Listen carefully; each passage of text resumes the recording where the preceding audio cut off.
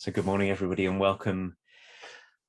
This is Lizzie and Justin from Thirdspace, and we are live again. It's 9 o'clock in the morning on a Sunday morning here in London. Of course, who knows what time in the world it is that you're joining us from. Maybe you're with us live, or maybe you're time shifting our recording and on a podcast or on Instagram or on our Turning Towards Life website or on YouTube, some way that you found your way here. You're also welcome. And Lizzie, I'm, as always, really pleased to be doing this again.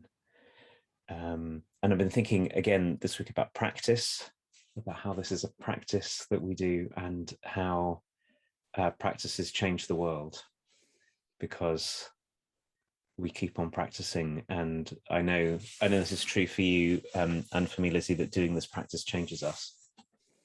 So what a delight to be carrying on this process of change into the unknown together. Oh my gosh, Justin, as you say that, good morning everybody, by the way, but Justin, I really do feel changed. As you said that, I just noticed that I'd love to think about how it's changed me. Like maybe that could be a source of how this has changed us, maybe. But yeah, I really do feel changed, and I feel changed by the fact that we're always looking for things in our lives, just broadly, to bring here. I know I am. It's like I always got my eye out. I'm always feeling into everything I receive and wondering if it's a source, and or seeking out sources. And yeah, it feels like it's become like an ingrained rhythm, like a groove. And I suppose that's part of the practice thing, is that there's a groove that you find at some point beyond the awkwardness and the not knowing and the efforting. Something comes that's different than that, but maybe includes that as well. So yeah, I'm really grateful that you said that. Thank you. So this time we have this source by Frederick, I was going to say Buchner. I don't know if that's exactly how you say his name. And I think I've said a few times on Turning Towards Life about the way that language always blows me away, that how powerful it is that we can pave paths for ourselves and each other that lead us places because of the words that we use. So I wanted us to go there and wander into it and hear you and hear me. And this source seemed like it met me just where I feel I'd like to jump off. So here we go. In Hebrew, the term davar means both word and deed. Thus, to say something is to do something. I love you. I hate you. I forgive you. I'm afraid. Who knows what such words do, but whatever it is, it can never be undone. Something lay hidden in the heart that is irrevocably released through speech into time, is given substance and tossed like a stone into the pool of history, where the concentric rings lap out endlessly. Words are power, essentially the power of creation. By my words, I both discover and create who I am. By my words, I elicit a word from you. Through our converse, we create each other.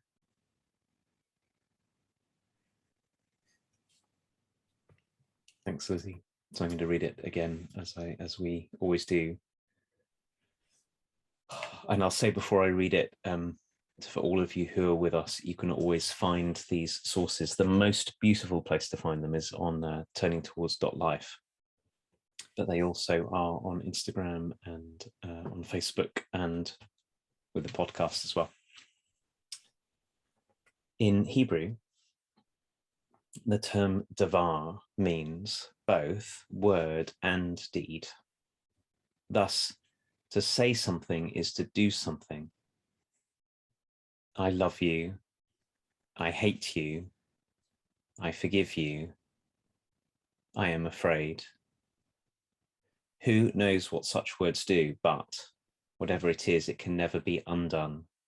Something lay hidden in the heart that is irrevocably released through speech into time, is given substance and tossed like a stone into the pool of history, where the concentric rings lap out endlessly. Words are power, essentially the power of creation. By my words, I both discover and create who I am. By my words, I elicit a word from you. And through our converse, we create each other.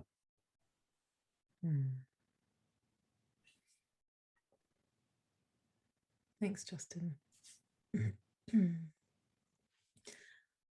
Oh my goodness, as you were reading, what was bubbling up was the conversations I've been having this week, and how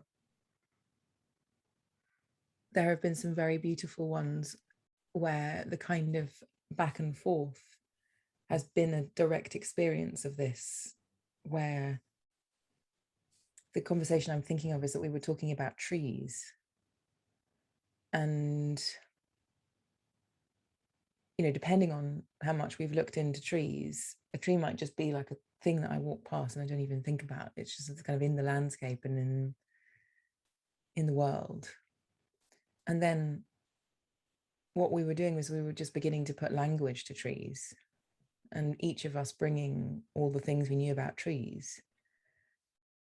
And in the process of us bringing all the things to one another that we knew about trees, we were kind of scoping out a new world for ourselves about connection and depth and roots. And even as I say that, just those three words, connection, depth, and roots, associated with trees, I can feel a world opening. The word roots sparks this whole thing of like, what is a root?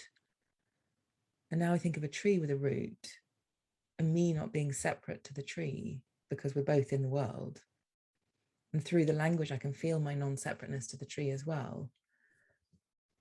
I can, just with that, I can feel this new world being made. That's not as in I'm leaving an old one and going into a new one, but that there's newness in my current world, that there's new ground, that there's new territory that I am foraying into and feeling. So it's like I can very readily find myself somewhere I've never been before, and only because a word got said, only because the word roots got said in the context of treeness. And then I'm thinking, so how does a root serve a tree? And then how could I be rooted? And how can I feel my treeness? And that's like a couple of words. So then I came across this source and I was like, my goodness, this is what's happening all the time. Every time I say I love you to someone, as a practice, as a noticing, it's distinct from saying something else to them. So the language that I'm finding myself using and reflecting on what it is I use, and sometimes I'm horrible. Sometimes I use language that's, it really hit me reading this, that it can never be undone. I could just feel myself going, all the things I've said that I don't mean in my sanity, but I do mean in my insanity. It feels like a really big responsibility to have words and to use them in the way that I'm aware that we create each other. Like, what does that mean to be someone who consciously uses language, knowing that we're creating as we do it? Oh my goodness, there's so much in here, Lizzie. And just the point that is most landing with me right now is what you just said about the extraordinary power of words to create ourselves and create one another. That if I say to you, I love you, and I mean it, I'm sincere about it, which I do, I change myself in the saying of it. By speaking truthfully, I'm changed by declaring and by meaning it, and you're changed in the hearing of it. and what's between us is changed because that got said. And I can't know in what way you're changed. If I tell you I love you, this may be welcome, it may be unwelcome, it may be a deep delight, it may be a surprise, it may be confused, who knows? It's not in my power doesn't extend as far as being in control of you, but it's nevertheless an extraordinarily powerful world-making thing to speak. And you said this excellent things, many excellent things. One of the excellent things that you said was, and my saying, if I say to you, Lizzie, I love you, I'm not saying something else. It's distinct from many of the other things I might say. So just by saying that and not something else, I'm distinguishing already between different possibilities for how people might relate to one another. And that act of distinguishing of the language makes distinctions between one thing and another, just like when you're talking about roots and trees, and suddenly to bring roots in, to wonder about your own rootedness and to the rootedness and interconnectedness of trees and yourselves, is to distinguish a possibility out into the world that wasn't there before or wasn't apparent before, is such an extraordinary gift that language has. And when we see, it seems to me, when we see that language does this, the power that we have, that we can exercise to take care of one another and to help one another, is so magnified. I was thinking yesterday, 2 days ago, I was in a conversation with someone about a very, very, very painful, confusing circumstance in their life. And I could feel, as we were talking, the part of me that wanted to have words that would solve it. If only I could say this or that, this whole situation would go away, and I couldn't. That I didn't have that power with words. But what I'm seeing again from this part of our conversation is the kind of power that I did have and I do have. First of all, is to say, I see you, I care about you, I'm here. I see your goodness and how much you care and how difficult this is for you. All of these are ways of distinguishing from the background something that might not be apparent, that then becomes in between us by saying it. But the other power that we have with words is to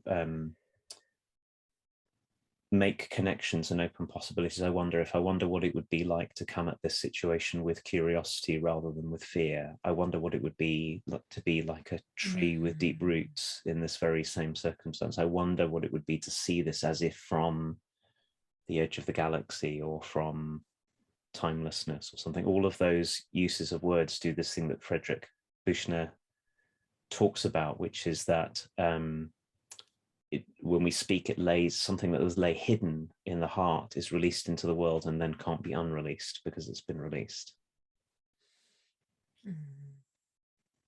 And that all of this part, that then when we speak, what we say is thrown like a stone into the pool of history, and the concentric rings lap out endlessly. So could be a frightening power to have with language, but it's also an extraordinary power. I can speak and I can make some kind of difference here that can't be taken away again. Yeah, I'm reminded of another conversation that happened this week as well. I'm working with a very wonderful woman, and she's has a 4-month-old baby, and she's like all of us who have a baby, in the kind of tumult of upwards and downwards and sideways and being dragged through a hedge backwards because you're sleep deprived and all of those things. And she was feeling hit by this kind of, oh my gosh, I'm going backwards, I'm a complete mess. My life before this baby was like kind of organized, and I knew who I was and how to be and all of this stuff. And then all of a sudden she's been in this experience of having and loving and being with her baby. And so we found ourselves in this new kind of language of, if we could see life as a deepening spiral of experience where we kind of hit vertical themes like rejection and loneliness, but that we're always ever deepening because gravity is on our side. And we are beings who deepen, we're beings who become more, we're beings who expand, we're beings who increase our awareness with every experience that we have. That possibility exists. And so finding that particular new language, what happens in the nervous systems that we are, well, it happened to us anyway, was that we were like, oh, I've moved from like language of failure and disaster and backwardsness and difficulty to, oh, the difficulty is still here and I'm not feeling kind of destitute and doomed, but I'm feeling like I'm where I'm supposed to be and my baby's teaching me things. And it was like a kind of what I noticed in that power right there was that we had the power to shift our interpretation of what was happening. So the circumstance during the conversation between us didn't change. There was still tiredness, there was still mess, there was still difficulty. And yet the relationship to what was happening was shifting.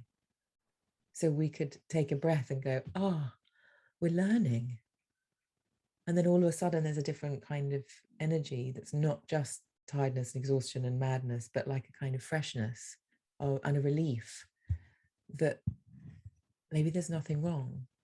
Maybe this is a golden, grand opening of kinds in a human life that I could relate to as my teacher, as my deepening, as my growth, as my learning. And so all we did was bring language and sit together and be in relationship with one another. And we created each other in that moment by not changing the circumstances, not fixing anything, not solving any problems, but standing inside the language and creating each other and disclosing a different kind of world.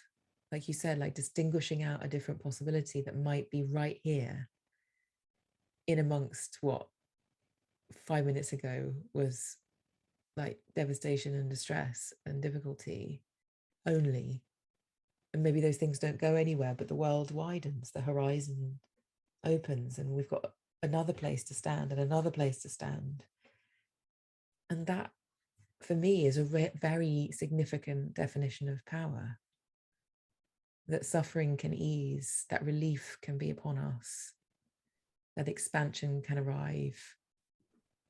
And nothing has changed, but I have. I'm changed by that in the moment. And then, you were talking about practice at the beginning. Can I practice my way forth, having had this new possibility set out for me with language? And that just feels like a huge, big, powerful relief to know that that's possible in the world. Yeah, you said nothing in the circumstances had changed. And I thought, well, actually, something big in the circumstances has changed when we find new language to describe a circumstance that we're in, or language that can lay out a path for us to walk, or language that gives us, I thought this was such an excellent way of talking about it, Lizzie, of having another place to stand. And I'm sure that that's where the word understanding, that the stand in understanding is related to that.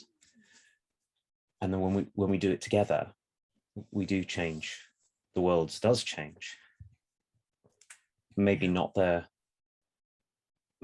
immediately the stuff around us, but the stuff between us and inside us changes. And that's when in this source, Friedrich Buchner says, by my words, I both discover and create who I am. And through our converse, we create each other.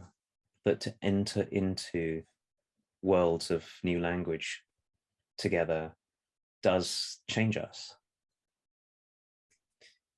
And it does in the kind the kind of language that we've just been talking about, where we together encounter a circumstance and we bring language that we maybe haven't had before, that gives us a whole new way of seeing, like maybe this isn't disaster, but is an opening to step through.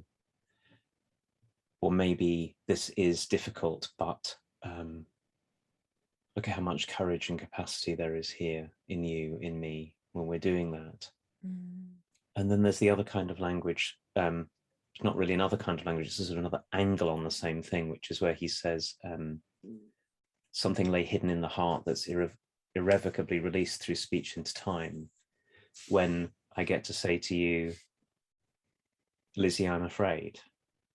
And I didn't really know I was afraid until I said it. Now I've got language for it. I can see myself in new light, and you can know me as afraid, but then also you can say to me, and I see how much capacity you have, or I trust you. And then I get to know you and me by your declaring the something that was in your heart, by the bringing the something that was in here. So that sort of disclosing of ourselves. I suppose the thing I'm sort of straying into is, we were talking a minute ago about disclosing the world. Maybe the world isn't quite the way we'd seen it, or there's another way of seeing it. And then we also disclose ourselves. And that's another one of these things that can't be, once it's in the world, it's here. There's something of me and that's here and available to us. Yes. Oh my gosh, this whole like disclosure of self thing. Oh, I feel like I'm having a kind of bit of a moment of, as I bring what's on the inside to the outside, which, so this word disclose sometimes feels a bit kind of intellectual or something, but like basically I'm showing something on time, I'm bringing it forth for it to be seen.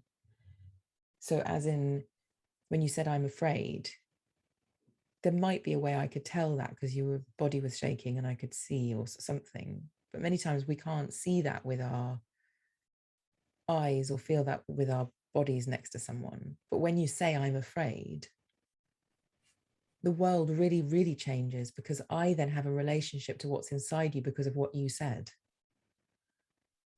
So then I can be, my world has changed because I now know that there's a person who's afraid in front of me, rather than whatever I've decided you are in my imagination, which is probably wildly inaccurate. But because you said something, because you showed me something from the inside, the furniture here is now different. I have a piece of understanding that helps me to know, to feel, to be in relationship to what's real for you, which is that you're afraid. And that, I can feel it, that changes me. It changes me into someone who's responding to someone who's afraid. And so then my actions are different. And I'm feeling in this moment the power that you have to shift me by showing me what's on the inside.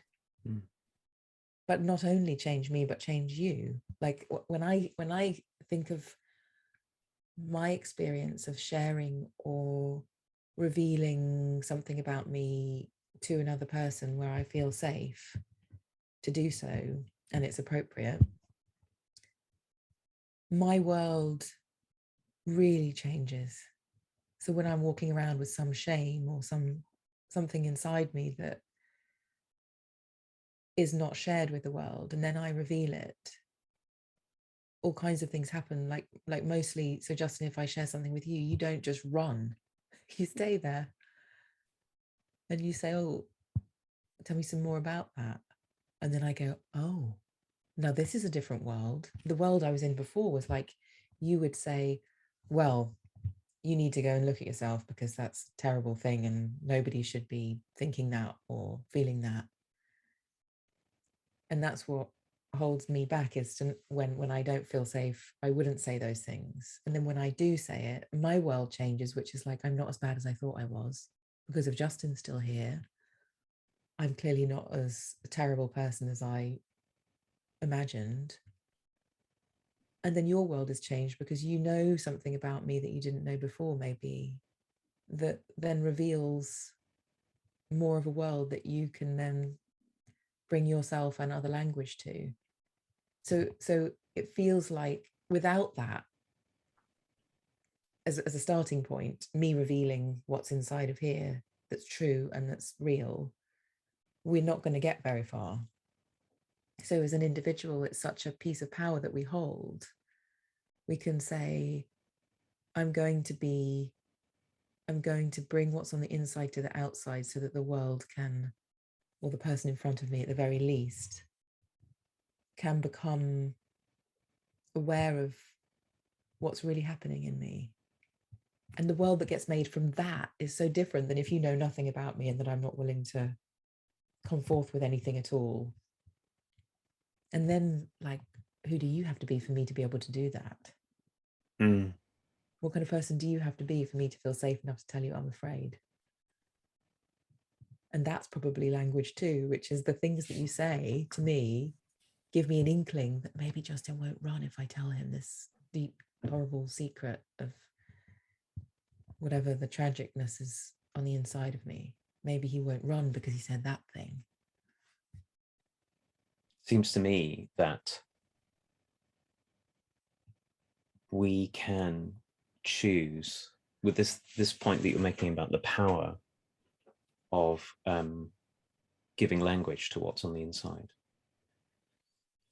that I know this in myself. There are many times, and have been many times, when I could have done that and didn't. So I because I was afraid of what would happen if I spoke. And sometimes there is simply just such generosity in saying, I'm afraid, or I'm bored, or I'm loving this, or I'm so pleased to be here with you, or whatever it is. And then we find what we say has resonance in the world. Like sometimes it's just somebody else can say, I'm afraid to, and that opened a vastness of space. But rightly, there are also many times, like you're saying, where we sense that it might not, we don't yet know if it's safe for me to do that. Can I tell you I'm ashamed? Can I tell you I'm frightened? Can I tell you I love you? Can I tell you I'm happy? Can I? Given how powerful speaking is, one of the things we can be for one another is the ones who lend one another power by making it safe to speak. Yes. Can I be the one who will not run, who will stay, who will respond, who will welcome? I don't mean agree, or I don't mean any of those things. I mean simply welcome the speaking of another and then respond in turn, so that we can enter into the kind of power that's in the source, the mutual power of creation. And we can be that, or we could not be that. I mean, it's really easy to be someone who doesn't make that possible for others, but we could. We've got to love this thing, Justin, you said about lending people power by being safe. So the way that we can, so the power of disclosure, the power of sharing is lended to us by the kind of safety that we feel. And so you being the way that you are gives me power. Like, as in, you're lending me, I mean, lending, I think you probably permanently give it to me. Lending sounds temporary, but I'm sure there's some intellectual definition of lend which is different than that. But you affording me in this moment the power to disclose my inner world by being a safe place for it to be welcomed, that feels so huge. And that's the kind of power that we have, is affording other people power. And that our own web of self-disclosure in one place creates that possibility in another place, and how that web and that network of relationships serves the person just right here. You know, whatever's gone before, however safe I felt in the past, I'm affording you that safety right now. And so this kind of, the way that we converse and we create each other it goes in all different directions, like who I've been created into by the kind of safety I felt now affords me the power to afford you the power to disclose. It feels like this kind of lineage. I can see a lineage all of a sudden. And we get to be conscious about the kind of piece in the lineage we want to play. So I'm feeling really gladdened by this way of talking, this way of understanding life. And again, like with so many of our sources, Justin, it feels like could be an endless something that we keep talking about forever.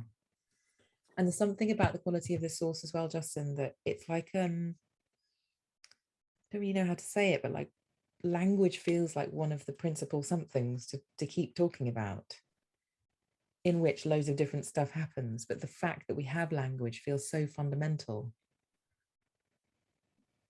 And I'm watching my little Vespa, who's just about to turn 2. It's so obvious to her to pick up language. The way that we learn as little ones, language is just precious, fundamental, structural vitalness as a being, as a human being. And so I'm feeling in awe of this part of our humanness. The gift of this is our humanness is extraordinary. And the relationship between language and power feels extremely forefront and important and moving to me now. And also I'm excited that we're in this, because I also know that this is a conversation I can particularly have with you, where both of us, I think, love this thing. And maybe that's kind of part of the heart of Turning Towards Life, is our love of language. And we sit here each week bringing our language forth and disclosing new worlds through our language, which is what's happening right now. That's why our sources always have words in them. It's the nature of this. It's the nature of this thing that we're doing. Yeah. I'm left just with one. Well, there's so much here, but I'm leaving our conversation with a new distinction for myself, which may be for any of us who are in this conversation, anyone who's listening, where am I denying or giving other people the possibility of their own power of creation by how I listen, which is a separate one from the where am I using my own power for creation fully, with care, creatively, where am I holding back or not? I'm very interested in this question about where am I making it possible for other people, and letting myself be changed by hearing other people. And this conversation is always an opportunity to do that as well, Lizzie, is to see what I can do to be one who listens in such a way that this conversation between us can unfold in the surprising, unplanned, but always rich ways in which it does. Yeah. Well, thank you, Justin, for your ever openness, and for the places that we can foray into together.